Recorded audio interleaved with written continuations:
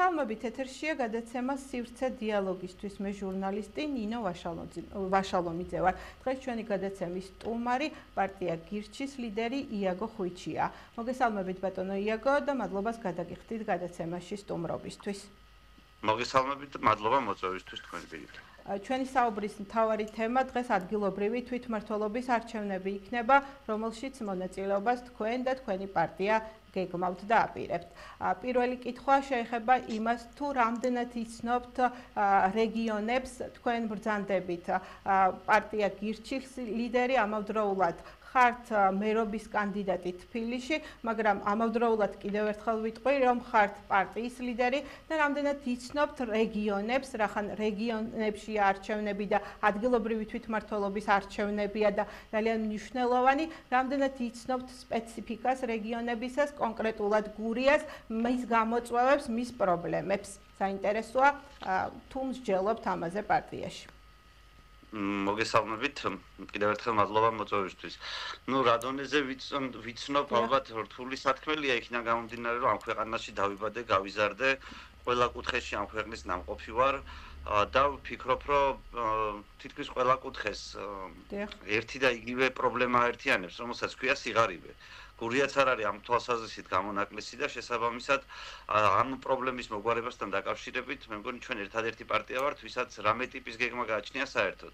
რაც შეეხება გურიას, ჩვენ გურიაში გვყავს ძალიან კარგი წარმომადგენლები, ზოგადად ადრეც ვიყრიდით კენჭს მოგეხსენებათ და კონკრეტულ ადგილებში საკმაოდ კარგი შედეგები გვქონდა.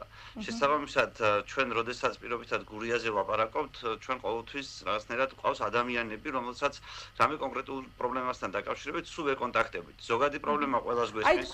თქვენს პროგრამაში თუ არის გაწერილი, ვთქვათ, გურიაზე კონკრეტულად რა გამოწვევები დგას გურიის წინაშე, რა პრობლემები, რომელთა მოგვარებაც თქვენ შეგიძლიათ, ვთქვათ, არჩევნებში გამარჯვების შემთხვევაში.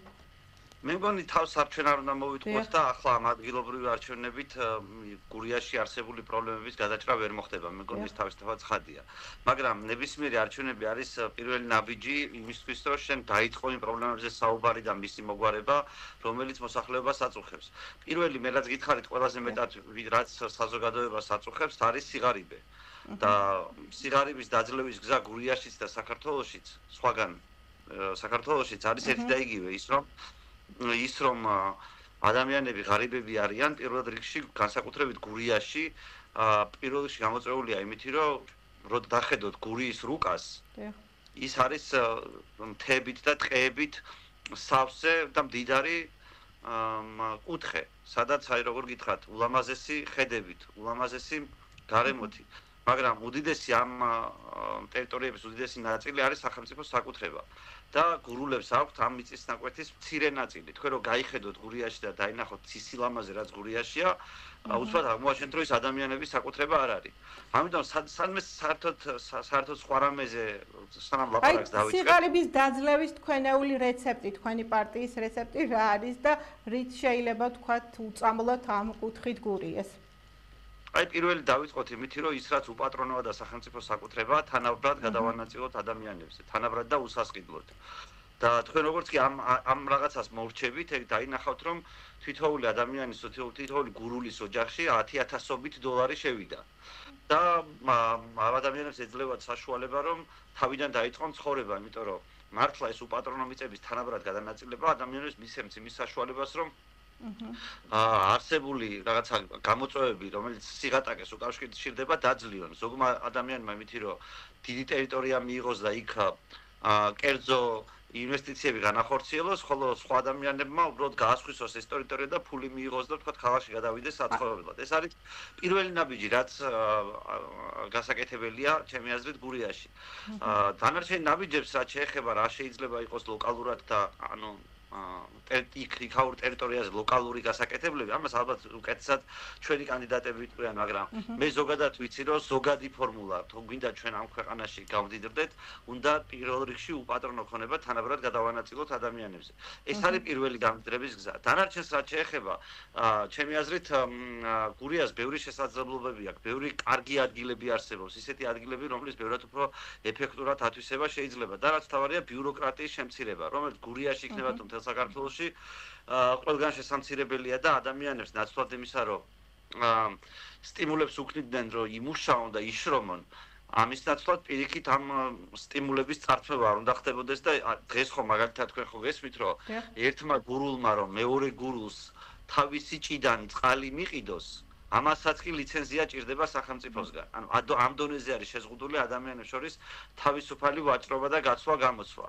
ჩვენ გვინდა რომ ზოგადად ეს წესრიგი შეიცვალოს, აი მთლიანად ეს წესრიგი შეიცვალოს მთელ ქვეყანაში, მაგრამ იმისთვის რომ მთელ ქვეყანაში ეს წესრიგი შეიცვალოს, უნდა დაიწყოს პირველი ნაბიჯით, რომ ყველა საკრებულოში თუნდაც 1 ან 2 ან 3 ადამიანი ლაპარაკობდეს ასეთ ფუნდამენტურ გეგმებზე. საკრებულოში ახლა მე რო გითხრათ რომ ლანჩხუთის საკრებულოში წყდება ქვეყნის მომავალი მეთქი და გითხრათ იქიდან იქნება რეფორმები მეთქი არა, მაგრამ მე მგონი ლანჩხუთის საკრებულოს ერთ-ერთია იმ სხვა რაიონებს შორის, სადაც ასეთ თემებზე საუბარი უნდა მიდიოდეს, სადაც არსებითად უნდა მიდიოდეს საუბარი იმაზე, რომ როგორ გამდიდრდეს ჩვენი საზოგადოება. ბატონო იაგო, ერთია თქვენი საარჩევნო პროგრამა, მაგრამ ამას როდის მიიტანთ ამომრჩევლამდე და ამომრჩევლისგან როდის მიიღებთ უკუგებას, ანუ რა სურს მათ? ამ ხედველობაში მაქვს, როდის დაიწყებთ წინასაარჩევნო აქტიურ წინასაარჩევნო საქმიანობას, შეხვედრებს და როდის გეყოლებათ უკვე ოფიციალურად როდის წარადგენთ თქვენს კანდიდატებს. ეს იქნება როგორც მერობის კანდიდატები, ასევე მაჟორიტარები და გურის სამივე მუნიციპალიტეტში გეყოლებათ კანდიდატები, როგორც მერობის, ასევე მაჟორიტარობის თუ როგორ იქნება ამასთან დაკავშირებითაც რომ ვუთხრათ მაყურებელს. არა, სამწუხაროდ მთელ გურიაში არ გვეყოლება, ჩვენ გვეყოლება ლანჩხუთში საკრებულოს კანდიდატები, მერობის კანდიდატი გვეყოლება თბილისში მხოლოდ და გახლავართ მე. დანარჩენ 20-მდე რაიონში ჩვენ გვეყოლება საკრებულოს წევრობის კანდიდატები. ანუ მაჟორიტარები? და ალაგ-ალაგ მაჟორიტარები, თბილისში მაგალითად ასევე გვეყოლება მაჟორიტარები, მაგრამ და რამდენიმე უბანში, მაგალითად მამათში გვეყოლება მაჟორიტარი და გვაქვს ასევე იმედი, რომ შევძლებთ გამარჯვებას ამ სოფელში, მაგრამ ასე ალაგ-ალაგ, ანუ ყველა რაიონში და ყველა უბანში სამწუხაროდ არ გვეყოლება, იმიტომ რომ ჩვენ ამდენი რესურსი არ გვქონია და შევთავაზებთ საზოგადოებას, რომ ვისაც უნდოდა და დაინტერესება ქონდა, რომ ამ გაგების ეს შანსი გამოეყენებინა, იმ ხალხისგან ვაკომპლექტებთ, ანუ შედარებით ახალ. აი კიდევ ერთხელ ვაზუსტებთ ბატონო იაგო თქვენთან, ანუ ჩოხატაურში და ლანჩხუთში, ჩოხატაურში და ოზურგეთში თქვენ კანდიდატები არ გეყოლებათ, რაც შეეხება ლანჩხუთს, ლანჩხუთის მუნიციპალიტეტი დაასახელეთ თავად ქალაქი და ასევე დაასახელეთ მამათი. მხოლოდ 2 კანდიდატი გეყოლებათ მაჟორიტარობის. მაყურებელს რომ განვუმარტოთ უფრო სწორად. მაჟორიტარობის თუ არ ვწდები 1 ან 2 კანდიდატი გვეყოლება, ერთი მგვარამდე გვეყოლება მამათში, მეორე კანდიდატი არ ვიცი, ჯერ კიდევ ფიქრობთ, მაგრამ გვექნება პარტიული სია, სადაც ძალიან კარგ ადამიანებს წარუდგენთ გურიის საზოგადოებას ჩვენი სახელით. და აქტიურ წინასაარჩევნო კამპანიის წარმოებას როდიდან გეგმავთ? გუშინდან. დიან, ანუ გუშინ თვალეთ რომ ჩვენ ერთი თვეა უკვე დავიწყეთ წინასაარჩევნო კამპანია, ანუ ჩვენთვის ეს ამის დაწყება გუშინდელი დღეა, იმიტომ რომ ჩვენ არ ვართ კლასიკური პარტია, რომელიც დადის და ვთქვათ ბაზარში ხალხს დაძდევს და ბუკლეტებს ტენის ზალით. ჩვენ ვართ ხალხი, რომელიც ლაივში ელაპარაკება საკუთარ ამომრჩეველს, დილას აღამოს. ჩვენ ვართ ხალხი, რომელიც მზად არის რომ ნებისმიერ უბანში ნებისმიერ ბირჟაზე მივიდეს ადამიანებთან სალაპარაკო თუ იმას ჩვენთან საუბარი უნდა, მაგრამ იქ უნდა გველოდებოდნენ და გვეპატიჟებოდნენ. ისე რომ ჩვენ ვიღაცას დავადგეთ, ასეთი კამპანია ჩვენ არ გვაქვს. ჩვენ გვაქვს კამპანია ინტერნეტით, სოციალური ქსელებით, ტელევიზიით და ადამიანების ზედმეტად შეწუხებას იმ ადამიანებს, რომლებიც ჩვენ არ გველოდებიან, არ ვაპირებთ. თუმცა ჩვენი კანდიდატები გურიაშის და სხვაგან, რა თქმა უნდა, თავიანთ უბნებში, თავიანთ სამეზობლოებში და სამეგობროებში აქტიურ კამპანიას თავისთავად ტელეკამერების გარეშეც ჩაატარებთ. თავად მესმის რომ თბილისის მერობის კანდიდატი ბრძანდებით, მაგრამ გურიაში ჩამოსვლას ან რეგიონებში ჩასვლას თუ გეგმავთ და თქვათ თქვენ შეხვედრას თქვენს მაჟორიტარობის კანდიდატებთან ერთად. გურიაში ჩასვლას გეგმავ აუცილებლად ჩამოსვლას უფრო სწორად. ჩამოსვლას აქედან ჩასვლას თბილისიდან გელაპარაკებით და იქ ჩამოსვლას. გეგმავ ზუსტი დრო არ ვიცი, მაგრამ სექტემბრის განმავლობაში აუცილებლად ვესტუმრები ჩემს საყვარელ გურიას და გურულ ხალხს.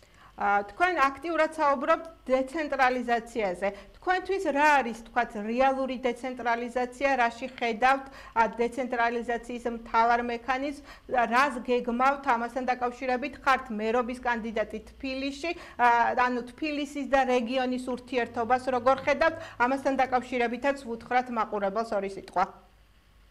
თბილისი არ უნდა იყოს თავკომბალა, სადაც ყოველგვარი მარტო უფლებები მარტო თბილისში არსებობს და არანაირი უფლებები არ არსებობს გურიაში. არანაირ გურულებს, მეგრელებს, კახელებს არანაირი უფლებები არ გააჩნიათ, ყველაფერი წდება თბილისში.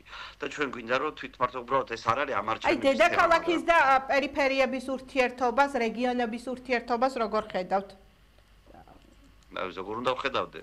ანუ თქვენი ხედვა მაინტერესებს წინა საარჩევნოდ. ანუ რეალური დეცენტრალიზაცია რა არის თქვენთვის? ის მაგალითად მაგრამ გამაწყვეტინე. კი, ბოდიშ გიხდით, გისმენთ. ხო და აქედან გამომდინარე, ანუ მე ანუ ვცდილობ რომ აგიხსნათ რომ როგორ შეიძლება მოხდეს განმუხტვა თბილისის თავკომბალობის. ამისთვის ბევრი უფლებები, რომელიც თბილისშია დაგროვილი, უნდა გადავიდეს ადგილობრივი თვითმმართველობის ხელში. მაგალითად, დღეს ყველა პოლიციელს ნიშნავს შინაგან საქმეთა მინისტრი, ანუ და როგორც კახეთშია პოლიციის წესები და დანიშვნის წესი, ისევე არის გურიაში. ანუ ჩათვალეთ რომ გურულებს არავინ არ ეკითხება გურიაში ვინ იქნება პოლიციელი. გურულებს არავინ არ ეკითხება ვინ იქნება გურიაში მოსამართლე. გურულებს არავინ არ ეკითხება ვინ იქნება გურიაში პროკურორი. გურულებს არავინ არ ეკითხება რამდენი იქნება ადგილობრივი გადასახადი. აი თქვენი ხედვით მაგალითად შეიძლება თუ არა თქვათ კონდეს ყველა სოფელს თავისი ბიუჯეტი და ასე შემდეგ. ეს ვიგულისხმებ თქვათ არ ვიცი რას ნიშნავს ყველა სოფელს თავისი ბიუჯეტი. ანუ თქვენ თუ განმემარტავთ ამას, მაშინ თანხები, რომელსაც განკარგავს თავად სოფელი, და ვინ არის ამომღები სოფელში, თანხის ამომღები ვინ არის და საიდან იღებს ამ ფულს? დიახ. აი მაგალითად სოფლის მოსახლეობასგან ვინ მიდის და ვინ ეუბნება გურიაში რომ გადაიხადეთ ფულიო და ვინ არის ის იძულებით ვინც ამას შვება და წაართმევს. თქვენი აზრით ვინ არის? არა, მე ვცდილობ რომ ჩემი აზრი გითხრათ, მაგრამ აი მებრძვით და არ მათქმევინებს. არ გებრძვით, გისმენთ. ხო და ჩვენ გვინდა რომ უფლებები არსებობდეს ადგილზე და თუ უფლებები ადგილზე იარსებებს, ამას მოყვება ის ფინანსებიც, რომელიც ამისთვის არის საჭირო.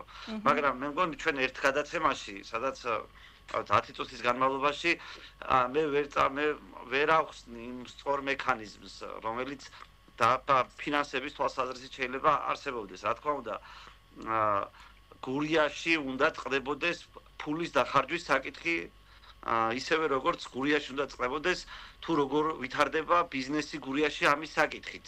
ისევე როგორც გურიაში უნდა წყდებოდეს როგორ ირჩევა ტყუან მართალი გურიაში. გურიაში უნდა წყდებოდეს რა მოსულა ამ საზოგადოებისთვის და რა არ მოსულა და როდის მე იწყება დასჯადი ქმედება, ანუ პოლიცია როდის ერევა საქმეში. ამ უფლებამოსილებების გურიაში დაბრუნების შემდეგ, მას შემდეგ, რაც მთელი გურიის ქონება გადანაწილდება თანაბრად ადამიანებზე და უსასყიდლოდ, მერე გაჩნდება ფინანსებიც ამ ადგილას, მერე გაჩნდება ახალი მოწესრიგების საჭიროებაც და მერე გაჩნდება დამოუკიდებელი გურული მოსამართლის საჭიროებაც, იმიტომ რომ დღეს გურულ ხალხს არ გააჩნია ქონება. ქონების დიდი ნაწილი სახელმწიფოს ხელშია და ბიუროკრატია ჭამს. გურულ ხალხს არ გააჩნიათ თვითმმართველობა, ყველაფერი წყდება თბილისში. არ გააჩნიათ საკუთარი მართლმსაჯულების სისტემა და მათ არ აქვთ უფლება თვითონ გადაწყვიტონ როგორი მოსამართლე აირჩიონ და როგორი არ აირჩიონ. ამ პირობებში საერთოდ ერთი რაღაცა არის რა ქვია, გამოსავალი რომ ყველაფერი ამ უფლებამოსილებაზე ცენტრმა თქვას უარი და სხვადასხვა ფორმით ეს დაბრუნდეს რეგიონებში. როგორ მოხდება, რანაირად მოხდება, თითოეული საკითხის გასვლა სჭირდება რამდენიმე საათიანი დისკუსიები და მსჯელობები. ჩვენ მზათა ვართ უბრალოდ ყველაფერის ერთად განხილვა მე მგონი არ გამოვა, მაგრამ მიმართულების დონეზე, რაც ჩვენი ხედვა არის რეგიონებთან დაკავშირებით არის ის, რომ რეგიონებს თვითმმართველობა ჰქონდეთ კონკრეტულ საკითხებთან დაკავშირებით და არა თქვათ ისე რომ რა უნდა აშენდეს იმაში რომელიღაც ოზურგეთში პირობითად ეს რო თბილისში წყდება დღეს ან რაღაცა გზასად დაიგოს თბილისში რო წყდება. არა, ეგეთი ტიპის საკითხები უნდა წყდებოდეს ადგილზე და ადგილობრივი ხალხი უნდა ღებულობდეს გადაწყვეტილებას. შეცდომა დაუშვან და თქვათ აი მეგრელებმა არ დაუშვან, მერე გურულები ისწავლიან მეგრელებისგან და პირიქით. ანუ შეცდომების დაშვების უფლება არის თავარი უფლება, რითაც ჩვენ ვსწავლობთ და ის რომ ყველაფერი ცენტრალიზებულია სინამდვილეში ადგილებზე ხალხს ყველაფერთან ერთად შეცდომის დაშვების უფლებასაც ართმევს და თუ შეცდომას არ უშვებ ჩათვალე ყველაფერს შეცდომით აკეთებ, იმიტომ რომ ვერაზროს არ ვსწავლობ ვერაფერს. მესმის ბატონო იაგო, ამ ყველაფრის განხორციელება რამდენად შესაძლებელია ამ არჩევნებზე, ადგილობრივ თვითმმართველობის არჩევნებზე და აქვე ბოლო კითხვას დაგისმევთ, საარჩევნო გარემო რო შეგვიფასოთ იმ ფონზე, როცა ყავს თქვენი კოლეგები, ანუ პოლიტიკური პარტიების ლიდერები ციხეში, არიან ადამიანების საზოგადოების აზრით პოლიტპატიმრები, ყავს, მათ შორის მედია გამომცემელი არის დაჭერილი, ასევე არის საერთაშორისო ზეწოლა, იგივე ვიზა ლიბერალიზაციის საკითხი დგას ეჭქვეშ და შეიძლება დავკარგოთ. ამ ფონზე როგორ შეაფასებთ წინა საარჩევნო გარემოს, რამდენად ჯანსაღია, რამდენად დემოკრატიული და რა არის თქვენი მოლოდინები ამ ყველაფერთან დაკავშირებით, რას მოგცემს ადგილობრივი თვითმმართველობის არჩევნები? მე არ ვარ დიდი მოლოდინებით ამ ადგილობრივი თვითმმართველობის არჩევნების მე რამე შეიცვლება. უცფელი უნდა ვიყო ჩვენს მაყურებლებთან, მაგრამ მე მინდა რომ პირველი ნაბიჯი იყოს ეს თვითმმართველობის არჩევნები, რომ ახალი ადამიანები გამოჩნდნენ ქართულ პოლიტიკაში, თუნდაც რეგიონალურ დონეზე. ის რომ ძველი პოლიტიკური პარტიების დიდი ნაწილი არ მონაწილეობს და ძველი პოლიტიკოსები თამაშგარეში აღმოჩნდნენ, ამის პოზიტიურად გამოყენება შესაძლებელია იმით, რომ პირველი აგური დაიდოს მომავლის მშენებლობის გზაზე, მაგრამ მე არ მინდა გადაჭარბებული მოლოდინები გქონდეს ვინმეს, რომ ამ პირობებში, ამ კამპანიის პირობებში, რაც მარტო ხელისუფლების დამსახურება არ არის, მე მგონი ოპოზიციის ნახევარი არ მონაწილეობს ერთშით არჩევნებში, ეს ნახევარი მეორე ნახევარს აგინებს, ვინც მონაწილეობს. ანუ ამ გიჟური კამპანიის პირობებში მე დიდი მოლოდინი ზოგადად არ მაქვს, მაგრამ როგორ გითხრათ, იმედი იმისი არსებობს, რომ ქართველმა ხალხმა დაინახოს თუ როგორ ატყუებდნენ მათ აქამდე ხმარ დაიკარგოს, რაღაცა ეს არ მოხდეს, ის არ მოხდეს და როგორ მიიყვანეს იმ მდგომარეობამდე, რომ უიმედობის განცდა დათესეს ხალხში. ამიტომ მე მინდა რომ ადამიანებს მოუწოდო, რომ ნუ ენდობით იმ ხალხს, რომელსაც ერთხელ უკვე გითხრათ, ხმარ დაიკარგოს, რომელსაც ერთხელ უკვე 1000 ჯერ შეგაშინათ უკვე რომ ნაცები არ დაბრუნდრენო და როგორ ხდებით თქვენი თავარი მოლოდინი პოლიტიკური ველის გადახალისება და არა, თქვათ, რაღაცა რადიკალური ცვლილებები? არა, ახლა უბრალოდ არ ჩანს ცვლილებების შემთხვევით ყველაფერი მოხდეს და ქართველმა ხალხმა უცბად გადაწყვიტოს არსებითი ცვლილებები, მაგრამ ამ წუთას ეს არ ჩანს, თუმცა ჩანს შესაძლებლობა პოლიტიკური ველის გადახალისების და მე მოუწოდებდი ადამიანებს, რომ სადაც 36 ნომერს დაინახავთ ყველგან შემოხაზეთ, იმიტომ რომ ყველგან კაი ხალხი ყავს წარდგენილი, ისეთი როგორც თქვენ მოგეწონებათ. და რაღაცნაირად ეს იქნება შანსი, რომ მომავალში რამე შეიცვალოს თორე ან კოცნაცურ ბრძოლაში და იმაში, რა ქვია, 4-5-25 ხმარ დაიკარგოს და ნაცები არ მოვიდნენ კამპანიაში, კი ხედავთ, სადაც ვართ, რომ ვიზა ლიბერალიზაციასაც კი ვკარგავთ და არაფერი კარგიც არ არის მოსალოდნელი. კონკრეტულად გურული ამომრჩევლისთვის თუ გაქვთ რაიმე სათქმელი და დაგემშვიდობებით და მადლობას გიხდით კიდევ ერთხელ ჩართვისთვის და საუბრისთვის. გურული ამომრჩევლისთვის, ანუ ჩვენ მე მინდოდა გურული ამომრჩევლების წინაშე უკეთესად წარმდგარიყავით და ჩვენ ყველა სამი რაიონში გქონოდა წარმომადგენლობა, სამწუხაროდ ეს ვერ მოახერხეთ, მაგრამ გურულ ამომრჩეველს შეგვიძლია უთხრათ, რომ ლანჩხუთში კარგი ხალხი ყავს წარდგენილი, ისეთი, რომელიც არც გირს და არც ლანჩხუთელებს არ შეარცხვენენ. და აქ გეტყვით იმას, რატო ვერ მოიძებნა ჩოხატაურში და თქვათ ოზურგეთში კანდიდატები? იმიტომ რომ ზოგადად პოლიტიკაში მოსვლაზე ადამიანები ხშირად თავს იკავებენ, იმიტომ რომ ეს უკავშირდება სახელგანტეხი ცნობების გავრცელებას, ეს უკავშირდება შენთან პოლიტიკურ ბრძოლას, ეს უკავშირდება იმას, რომ ვიღაცა შეურაცხყოფას მოგაყენებს, ვიღაცა შენს ოჯახის წევრებს მიაყენებს შეურაცხყოფას. ანუ იყო დაშინების ფაქტორიც და რაღაცა მსგავსი ბატონო იაგო. მანდ რო ხო ჩვენ ხო გვესმის, რომ პოლიტიკაში ადამიანები თავს რო იკავებენ მოსვლისგან, ზოგის იმიტომ რომ ხელისუფლების ეშინია, ზოგს იმიტომ რომ უბრალოდ სახელის გატეხვა არ უნდა, შეიძლება პირდაპირ შიში არ აქვს, მაგრამ ერიდება რომ თავის პროფესიას არ მიაყენოს ზიანი ამითი. ამიტომ ჩვენ ვერავის ვერ გავარტყუნებთ ამითი, უბრალოდ ყველაფერი ვცადეთ და კიდე გავაგზავნებთ თელობას, მაგრამ მე მგონი ლანჩხუთში ჩვენ მზად ვართ იმისთვის, რომ ფრაქციითაც კი შევიდეთ და პირველად გირჩის, როგორ გითხრათ, სტილი ლანჩხუთის საკრებულოში ვაჩვენოთ გურულებს, ამიტომ მათ ხო ხარდაჭერას, იმიტომ რომ გურიაში სულ უჭერდნენ ხარს პოლიტიკის არსებობას და გირჩის გარდა მთელი პოლიტიკური სპექტრი მიდრეკილია იმისკენ, რომ პოლიტიკა მოკლას. და ჩვენ კიდე გვაქვს გურულების იმედი იმითი, რომ მათ პოლიტიკური თამაშები სულ ყვარდათ და ახლაც განსხვავებულ თამაშს, განსხვავებულ ხედვას პოლიტიკისას ხარს დაუჭერთ. დიდი მადლობა. მადლობა ბატონო იაგო გადაცემაში ჩართვისთვის. მაყურებელს კი შევახსენებ, რომ ჩვენი გადაცემის სტუმარი იყო პარტია გირჩის ლიდერი იაგო ხვიჩია. კარგად გრძანდებოდეთ, მადლობა. მადლობა.